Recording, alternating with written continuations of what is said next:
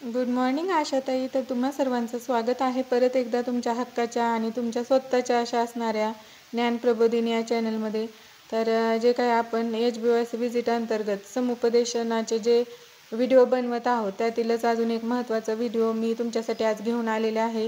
व्हिडिओची link तुमच्यापर्यंत पोहोचली तर इतर अशा मैत्रिणींनाही हा व्हिडिओ नक्की शेअर करा आणि या ज्ञानप्रबोधिनी चॅनलला सबस्क्राईब करायला सांगा. कारण आशा स्वयंसेविका यांच्याशी निगडीत व अपडेट म्हणजे ज्या काही या घटना किंवा ज्या काही गोष्टींची कामे त्या करत आहेत त्याच्याशी संबंधित व्हिडिओ रोज या चॅनलवरती येणार आहेत. त्यामुळे या चॅनलला नक्की सबस्क्राईब करा. चला तर मग जराही वेळ न घालवता आपण सुरू करू आपला आजचा समुपदेशनाचा व्हिडिओ. तर बघा, आशा स्वयंसेविका HBYC 12 महिने बालक गृहभेट समुपदेशन.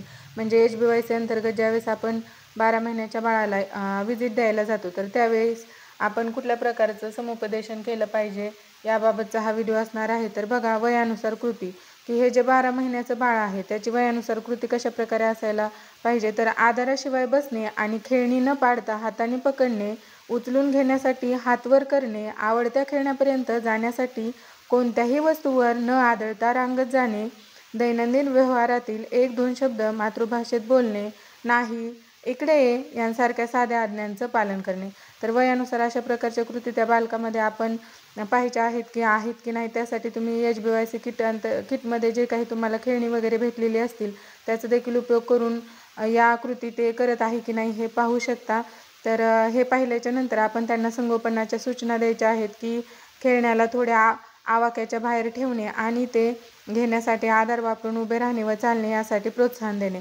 म्हणजे त्याला त्या बालकाच्या घरी जी म्हणजे त्याची माता वगैरे असेल किंवा घरातील इतर आजी वगैरे व इतर व्यक्ती असतील त्यांना तुम्ही सांगू शकता की बाळाचा विकास होण्यासाठी किंवा त्याला चालता वगैरे येण्यासाठी आणि उभे राहण्यासाठी जर तुम्हाला प्रोत्साहन द्यायचं असेल तर त्याला जी काही खेळणी आहेत त्याची तर ती जरा वरती म्हणजे त्याच्या आवाक्याच्या बाहेर असे ठेवा. म्हणजे ती खेळणी पकडण्यासाठी किंवा घेण्यासाठी उठून उभा राहण्याचा किंवा चालण्याचा प्रयत्न करेल.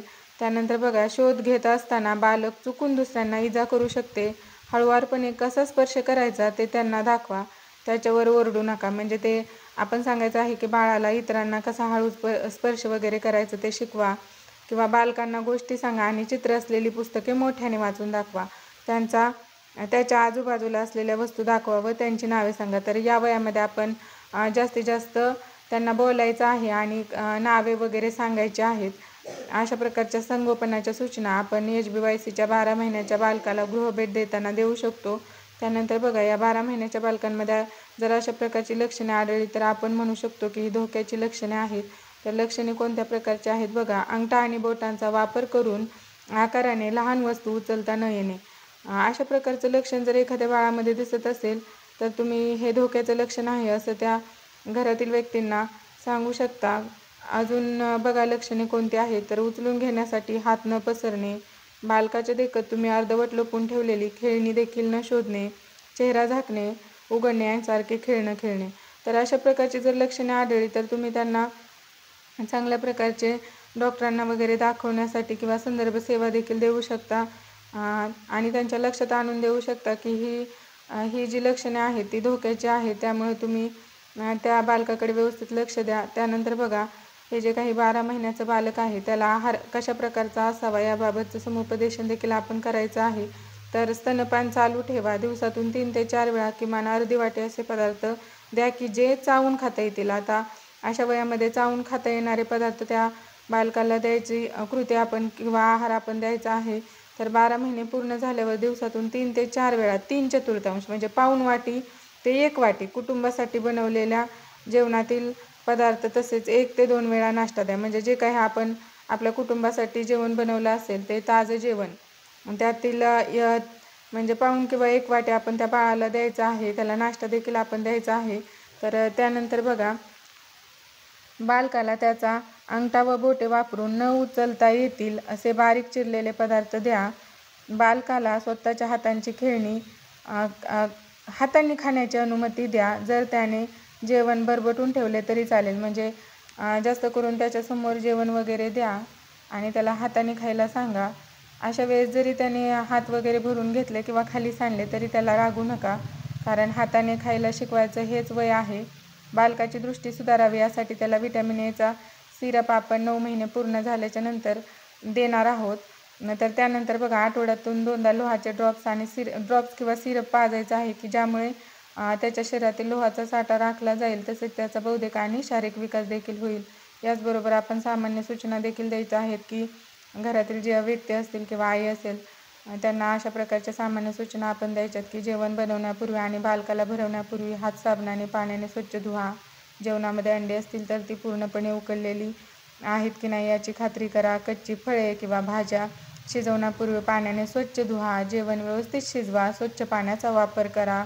बालकाच्या थाळीत जर अन्न उरलं असेल तर त्याला परत ते खायला देऊ नका, कारण अशाने जंतुसंसर्ग होण्याचा धोका होऊ शकतो. जेवणामध्ये केवळ आयोडीनयुक्त मिठाचाच वापर करा की ज्यामुळे बालकाचा बौद्धिक विकास होईल.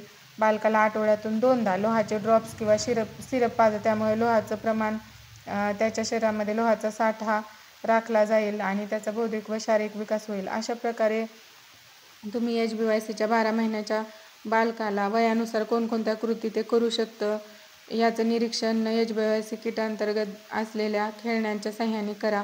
त्यानंतर संगोपनाच्या म्हणजे त्या वयानुसार कृती आपण पाहिल्याच्या नंतर त्याला संगोपनाच्या त्यानुसार बाळ कसं क्रिया करत आहे त्यानुसार संगोपनाच्या व्यवस्थित सूचना द्या. त्याच्यात जर काही धोक्याची लक्षणे अशा प्रकारचे आढळत असतील तर ते देखील त्या घरच्यांच्या लक्षात आणून द्या. त्यानंतर कुठल्या प्रकारचा आहार त्या बाळाला द्यायचा, 12 महिने झाल्याच्या नंतर कुठल्या प्रकारचा आहार त्याला द्यायचा याचं देखील समुपदेशन तुम्ही व्यवस्थितरित्या करा. त्यानंतर सामान्य सूचना या प्रत्येक वेळी सांगायला विसरू नका. तर अशा प्रकारे हा जर व्हिडिओ तुम्हाला आवडला तर आमच्या ज्ञानप्रबोधिनी या चॅनलला नक्की सबस्क्राईब करा. धन्यवाद.